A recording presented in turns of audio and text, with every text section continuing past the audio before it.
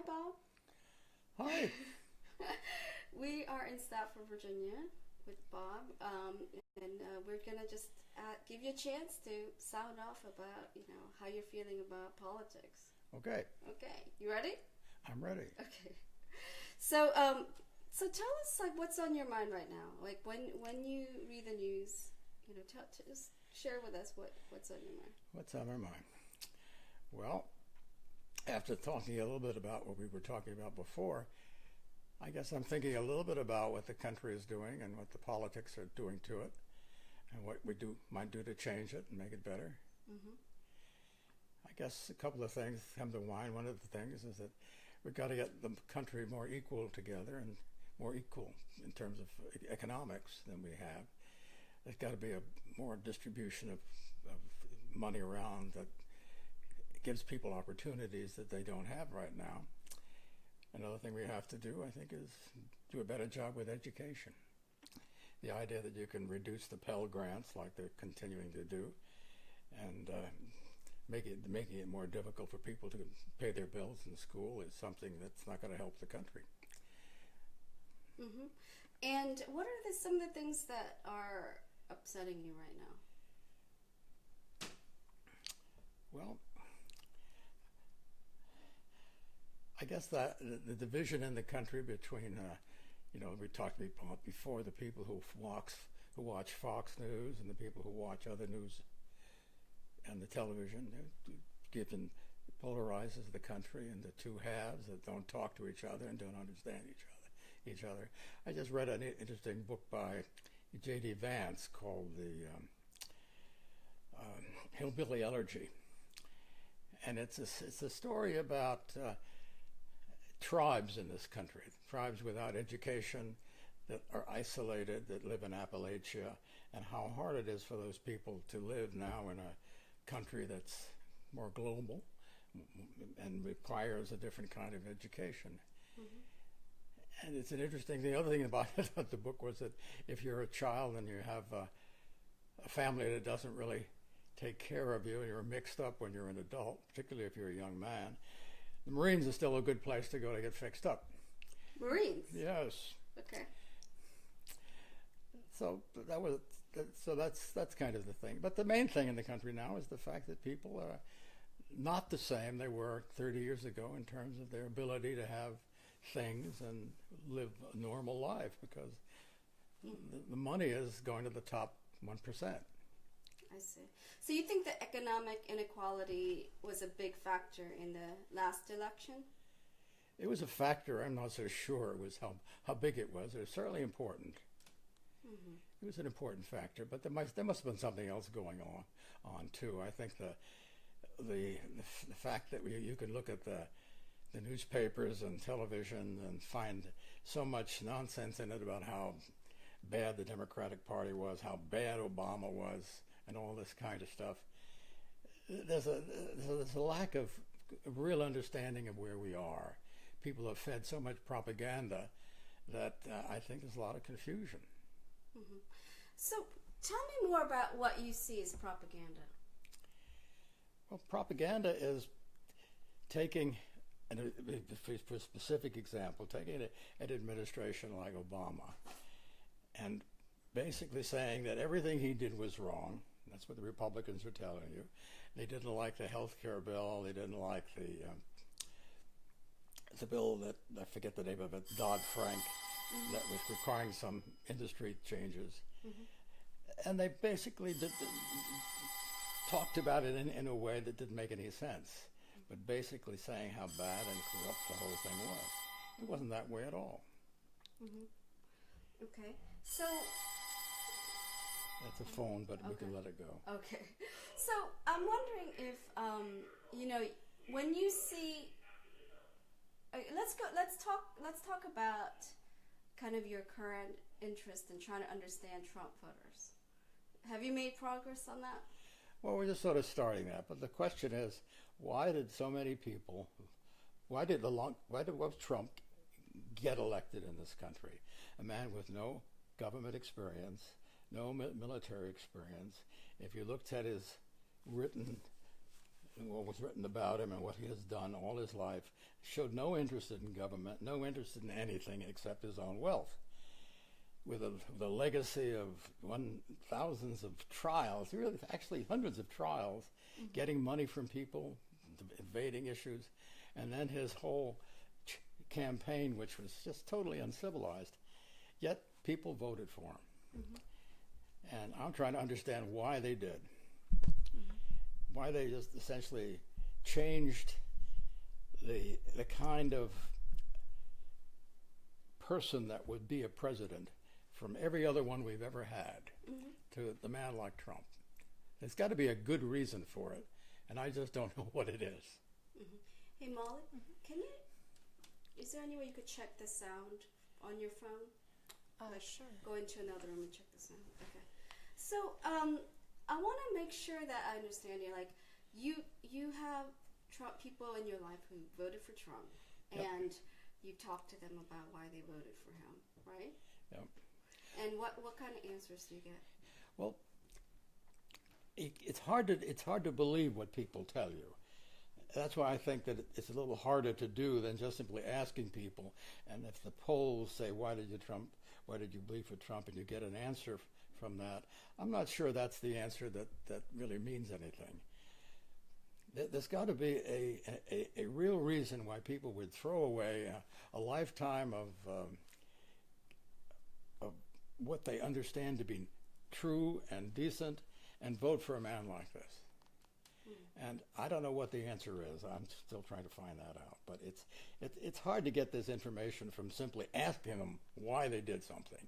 You have to go a little deeper than that and understand, well, what did they gain from it? When you ask people what motivates people, it's what they gained from it. Why they were angry, was it something that they did in thoughtlessly? What was the purpose? Why did they do it?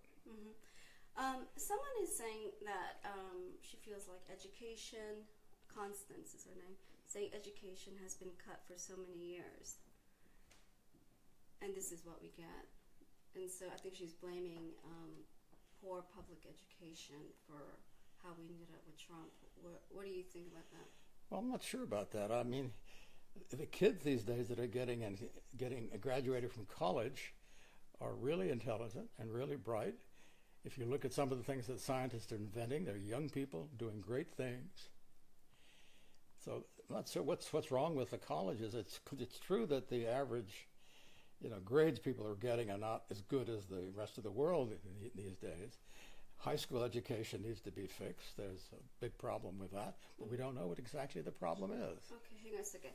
Can you hear the sound? It's okay, but you could move like a little closer with the microphone if you can. Oh, see, this is the microphone for the live cast. Oh, I see. So, can you hold this maybe closer to it?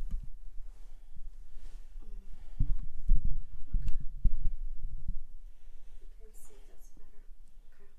Okay, so maybe let's go back to Fox News. Fox News. Fox. What about Fox News? Yeah, do you feel that is a factor in how people view American politics? Fox News is actually a very, very large factor, and it's something that's new. We've never had a news outlet that was fundamentally the product of one individual, where only the things that he wants to say are said, and with it's a very unusual American thing, and there's a real monopoly on Fox News. And of course, you can say the same thing for the other set of newspapers and TV stations. There's a definite polarization in the country, and it's probably true that no one is really getting a good neutral idea of what's going on. Okay. So people having trouble hearing you, would you mind speaking up a little bit? Okay. No. Okay, thank you. So let's we're trying to get it louder. Okay, we'll talk louder. Yeah. So I'm just wondering, you were born what year, Bob? 1932. Okay, so you've seen a lot. You've seen politicians come and go. Yep. Tell us about what's different right now. Well, There's never been a politician in my lifetime who has reached the presidential level that is fundamentally indecent, that is fundamentally crude, that has never taken an interest in politics except to be president. And that's what's new. I mean, this is a man who shouldn't be where he is, but he's there. Mm-hmm. That's what's new. Yeah, but I think there are some clues about how we got to this moment. Do you blame anything on the Democratic Party itself? I guess you have to blame something on the Democratic Party. One of the problems with the country is the inequality that's developed since the late 1960s, mainly in the 80s to now. And the Democrats had a couple of administrations in that period of time. So did the Republicans, of course, but the Democrats didn't handle the problem. What do you do when half the country loses its manufacturing and everybody moves to Bangladesh or Mexico or something like that? There's got to be some sort of a change, a recognition that that's happened, that people are put out of work, and something should have been done about it, but nothing was done about it. Mm-hmm. Let the people do it by themselves and hang on by themselves, and you hollow out several states in the middle of the country, many thousands or hundreds of towns in various states in this country. You can take a drive through and see things closed up and places boarded and streets empty. That was allowed. That happened, and nobody tried to fix it. Nobody tried to really take advantage of it and see what you could do to prevent it, to put it back together again. That's probably, since the Democrats are supposed to be the ones that do that anyway, well, why didn't they do it? Do you have an answer? No, why didn't they do it? I have no answer for that. I don't know. Okay. Who was the last politician to try? I don't think that anybody. The only thing I've ever heard about what the federal government did to help people who lost their jobs was retraining, and I'm not sure what good that ever did. When you're training people for jobs, which jobs are you retraining them for?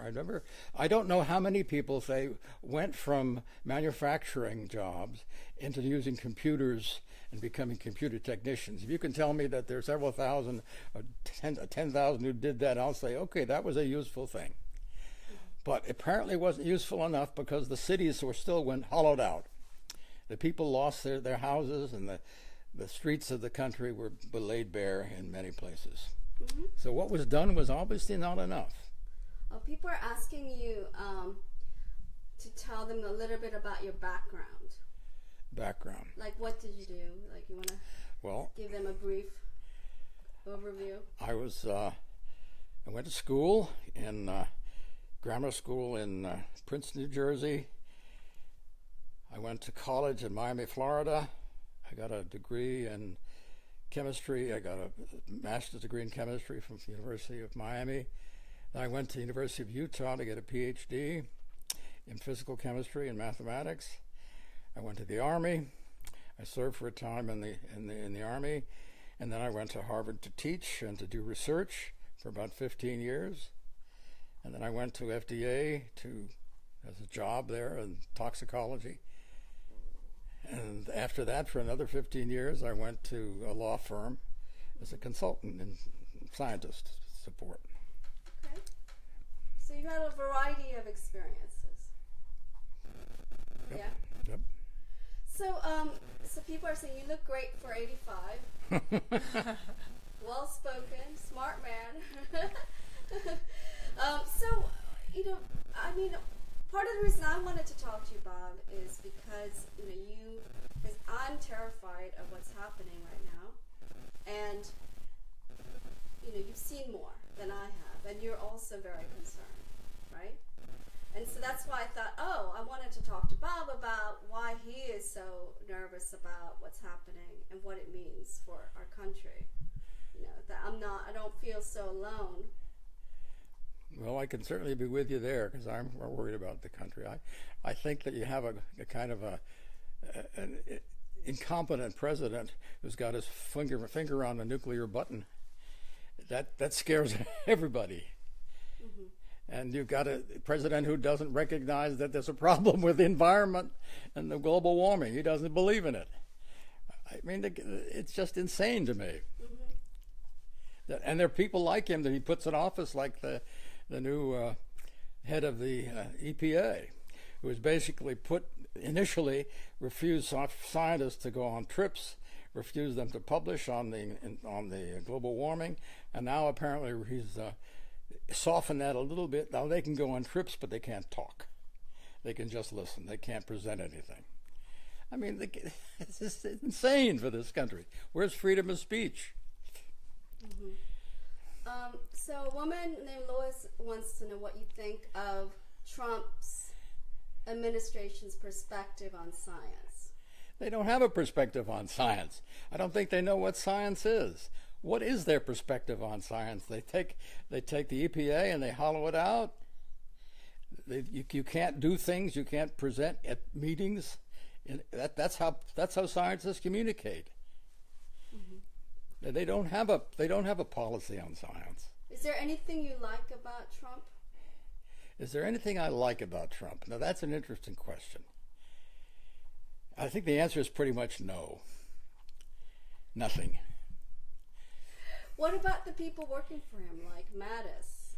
Maddox, I think, is a great guy. I think that he's one of the people that keeps the place stable for a while. And that's, of course, what everybody else says who writes about this. Maddox and Tillerson and the national supervisor, the national security advisor, whose name I can't think right now. McMaster. Paul McMaster. These three people are apparently the people that hold it together. Mm-hmm. Oh, a woman named Melba says it's nice to hear someone older express the same fears I have. Well, and another person saying he would vote for you. Yeah, they said Bob for president. I'm not the presidential type. I don't have the temperament to be president. At least I know that much. And you need a certain amount of ability, the skill to deal with people that you don't like, the things you don't like to do. It's a very difficult job, demanding job. That's why I can't understand that people would elect Trump. You can't do that job without experience of some kind of reaction to people. If Trump was a businessman of a different kind, if he had been the head of a large company where he had to deal with his directors and he had to listen to people, that might have been experience. But he has no experience in business either. He's his own CEO. Okay, well, more comments and questions. Phil wants to know what you thought of Obama. I thought Obama was a very graceful, gracious man, very intelligent, and he would have been a great president if he had an opportunity, if the Republicans didn't say on the day he got elected that everything from now on we're going to do to make it impossible for him to get anything done. You remember what Mr. O'Connell said. That's basically it in a few different words. Mm-hmm. I don't think that President Obama had the right kind of political skills for the time he was in office. He probably could have done better if he was a little more aggressive, but that wasn't his personality. Mm-hmm. But I think he was a great guy. Yeah. You miss him. I do. Somebody else wants to know how you feel about the NFL players kneeling in protest. I think that kneeling in protest is a perfectly rational thing to do. And if that's the way you want to protest, there should be no objection to it from anybody else who says you're doing something un-American. It's a form of protest. This country allows us to burn flags. They can do anything like this. It's a symbol. Mm-hmm. And these guys are pretty much reasonable about it. I mean, they're just kneeling down. Many of them are people in the army who've been in the army themselves. They have a record of delivering for this country. I don't see anything wrong with that at all. Somebody else said she misses talking to her father about politics. So It's like you're the substitute. Okay, I'm happy to provide a substitute.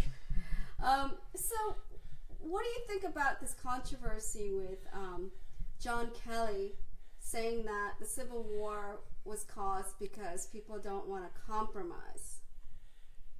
The Civil War was caused by people. Certainly, the Civil War was caused by people who don't want to compromise. There's no question about that. It wasn't.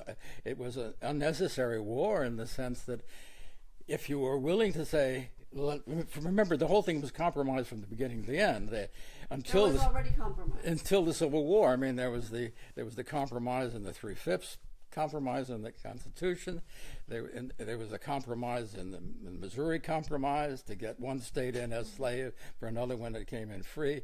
And the war started because they got tired of compromising. Yeah. That's true. Yeah. So, I guess a lot of people I know are very nervous about war, that we might be going to war with North Korea, maybe even North Korea and Iran. What do you think? Do you think we're headed towards war? Well, that's a big question. I don't know how we're headed for it. You have to know so many things that are unavailable to the average person to know whether we're going to war. But the real threat is not so much the ordinary kind of war. The real threat is the kind of nuclear war that we're talking about. And I don't think enough people today have an understanding of how terrible nuclear war is. Do you realize that the bomb that was dropped over Hiroshima was 14,000 times less than the hydrogen bomb that the Russians have? I mean, you start playing with that kind of thing, and you can destroy the countries overnight. So, can you give us some ideas about what you think we should be doing as citizens in this time of fear and instability? Can you think of some things that we can do? That's a good question, and it's an important one. I wish I could think of something that we could do. You certainly have to recognize that people are different. You can't expect people to all agree with what you want to do. Somehow we've got to get together, though, and make it possible to get different people in the room like we had before in Congress. There were Democrats and there were Republicans. They didn't agree on anything at all, but they could get together and talk about it. Mm-hmm. And compromise. The compromise didn't satisfy either of them, but it was something that they both could tolerate and live with, and it was essentially a rational decision. It saved things. I wish we could do that more. Mm-hmm. More discussions, more deliberation. Yeah, and more. Not only just the talking, but the listening and the learning from it. Mm-hmm. Another guy, Tom, is asking if you could pull a book off the shelf that could expand my perspective on the world, what book might that be? He said specifically non-religious. What would you recommend people read? What's a must? If you look on the wall there, you'll see 1,000 books. Yeah. And 1,000 more downstairs. There's no one book that does this. I wish there were. Is there like something that you want, something that would help people to read? I just have a hard time thinking of a particular volume. There are hundreds of books that will do this. How about a history book? What's a good history book? A good history book, the one that was done by Joyce Kearns Goodwin on Lincoln. Mm-hmm. Team of Rivals is a wonderful book. Okay. I read that twice. Team of Rivals, you guys. And he also mentioned Hillbilly Elegy. So those are 2 book recommendations from Bob. And Bob has a lot of books. He's got a library. Who was Team of Rivals by? Pardon me? Team of Rivals is by who? By Joyce Kearns Goodwin. Doris Goodwin. Doris Kearns Goodwin. Yeah. Someone else is asking what you think of the Trump tax plan, the Republican tax plan. Well, from what I understand about it, it makes one big assumption. It cuts the rate of corporate taxes. Now, everybody complains about the taxes that people pay in the country, and they say something that's incorrect. They say that we are the highest tax country in the world. It is absolutely not true. There are dozens of European countries that are taxed more than we are. Now, the businesses are taxed high. The businesses in this country are 35%. No one single business in this country pays that tax. The average is about 23%. Mm-hmm.